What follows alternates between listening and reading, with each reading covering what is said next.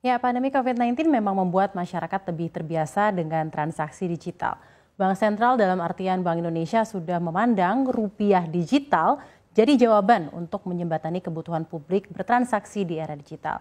Di mata BI sendiri, transformasi digital sebagai digitalisasi sistem bayaran saja nggak lagi dipandang cukup untuk memenuhi perkembangan zaman. Karena dunia di satu sisi sudah gandrung dengan mata uang kripto dan teknologi blockchain. Nah, sebagai misi kebijakan publik, BI mendorong konteks transformasi digital untuk diperluas hingga mencakup upaya membuka akses publik terhadap trusted money atau uang yang teregulasi dan terpercaya dalam bentuk rupiah digital. Kira-kira apa sebenarnya rupiah digital ini? Kenapa bank sentral negara lain juga berlomba-lomba buat digital currency juga? Apa sebenarnya manfaatnya? Bagaimana implementasi ke depan dan bagaimana sih sebenarnya perkembangan mata uang digital di negara-negara lain? Saya akan bahas selanjutnya di Uang Kripto Mundur, Rupiah Digital Meluncur. Pertama adalah tentang proyek Garuda. Jadi memang di pertemuan tahunan Bank Indonesia 2022 lalu, Gubernur Bank Indonesia Peri Warjio menyebut tentang penerbitan rupiah digital ini.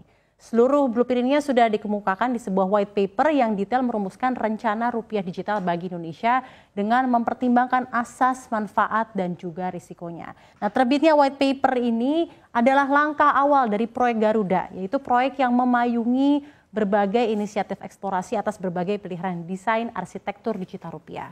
Peri Warjio juga menegaskan bahwa BI merupakan satu-satunya atau otoritas tunggal dalam menerbitkan mata uang digital dan hadirnya rupiah digital ini diharapkan bisa memperkuat peran BI untuk mengakselerasi integrasi ekonomi keuangan digital secara nasional. Selanjutnya kita lihat bersama sebenarnya apa sih mata uang digital itu, apa itu CBDC? Pasti yang terlintas di benak kita adalah pertanyaan, apa sih mata uang digital itu dan manfaatnya? Nah, kita sebut sebagai CBDC atau Central Bank Digital Currency. Ini adalah uang digital yang diterbitkan dan peredarannya dikontrol oleh bank sentral di suatu negara dan digunakan sebagai alat pembayaran yang sah untuk menggantikan uang kartal. CBDC ini bertindak sebagai representasi digital dari mata uang di suatu negara. Bedanya apa sih sama uang elektronik gitu ya, sama e-money? Perbedaan paling sederhananya adalah CBDC-nya Indonesia, yaitu rupiah digital, diterbitkan Bank Indonesia selaku otoritas moneter. Sementara uang elektronik bisa saja diterbitkan oleh swasta atau lembaga non-perbankan. Nah, manfaat dan fungsinya apa? Menurut IMF, fungsi dari CBDC antara lain pertama adalah efisiensi, stabilitas, dan keamanan pembayaran. Lalu juga inklusi keuangan, semua pihak dapat terlibat dalam pembayaran. Pembayaran digital, kas digital, stabilitas keuangan, cost reduction atau penurunan biaya dalam pembayaran, alternatif dari crypto aset atau cryptocurrency, serta kebijakan moneter dan kebangsaan dari bank sentral itu sendiri. Sebenarnya nggak bisa dipungkiri ya bahwa penerbitan rupiah digital ini juga dipicu lantaran maraknya aset kripto yang digunakan sebagai efisiensi sistem keuangan di era digitalisasi.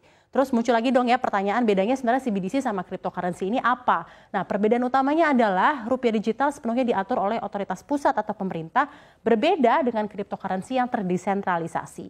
Seperti yang kita ketahui, kepemilikan dari cryptocurrency sepenuhnya berada di tangan penggunanya.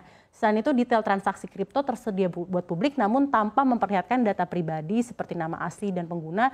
Jadi benar-benar nggak terlacak dan bisa digunakan untuk hal-hal spekulatif dengan nilai yang juga sangat fluktuatif tergantung pasar. Sedangkan CBDC atau mata uang digital nilainya sama atau berpatokan dengan mata uang resmi dan CBDC hanya dapat digunakan untuk pembayaran dan transaksi moneter lainnya. In short definition, CBDC adalah trusted money atau uang dalam bentuk digital yang dapat dipercaya. Nah, di Indonesia sendiri rencana pengimplementasiannya tuh untuk rupiah digital bakal dimulai dengan bertahap ya. Kita lihat di sini, dimulai dari wholesale CBDC untuk penerbitan, pemusnahan, dan transfer antar bank, dan kemudian ke depannya akan diperluas dengan model bisnis operasi moneter dan pasar uang. Akhirnya bisa terintegrasi wholesale rupiah digital dengan retail rupiah digital secara end-to-end. Nah, apakah dengan terbitnya rupiah digital ini uang kartal harus say bye-bye? Jawabannya tidak, karena BI menegaskan bahwa rupiah digital sendiri tidak akan menghilangkan keberadaan uang tunai dan uang elektronik, dan justru adanya rupiah digital ini akan menambah opsi transaksi di perekonomian ke depannya. Itu tadi sedikit tentang CBDC ya. Nah, bagaimana sih CBDC di negara lain? Tadi di Indonesia. Apa saja sih sebenarnya CBDC lainnya di mancanegara? Pertama ada CBDC China ya, adalah digital yuan yang diterbitkan oleh Bank of China. Nah, China sendiri ini telah menjadi perekonomian global pertama yang launching CBDC namanya Digital Yuan. Bahkan China sendiri sudah menghabiskan lebih dari 5 tahun untuk riset dan pengembangan serta peluncuran digital yuan ini. Saat ini digital yuan sudah diuji coba gunakan di beberapa kota besar di China, salah satunya di Shenzhen. Lalu di India kita lihat, Reserve Bank of India, Bank Sentral India itu mengeluarkan digital rupee. Pilot dari penggunaan retail digital rupee ini juga sudah diluncurkan 1 Desember lalu di India. Lalu ada Korea Selatan, Bank of Korea, bank sentralnya ada digital won yang diterbitkan langsung oleh BOK. Di Korea Selatan sendiri bahkan sudah selesai untuk simulasi fase kedua penggunaan retail CBDC di akhir Juni 2022 kemarin. Lalu di Jepang diterbitkan oleh Bank of Japan, Digital Yen udah merencanakan percobaan untuk penggunaan digital yen ini dengan 3 megabank langsung di Jepang. Percobaan ini akan berlangsung selama 2 tahun, mulai dari sekitar Maret 2023, dan Jepang sendiri akan memutuskan apakah akan secara firm menerbitkan digital yen ini atau tidak pada tahun 2026. Dan yang terbaru, ini dari Ukraina ya, National Bank of Ukraina, sekitar seminggu lalu nih baru saja mengumumkan draft konsep untuk CBDC mereka, nanti akan disebut sebagai e-hryvnia. Trademark nama e-hryvnia ini sudah resmi didaftarkan kemarin di Oktober 2022 dan risetnya sendiri sudah berlangsung sejak tahun 2018.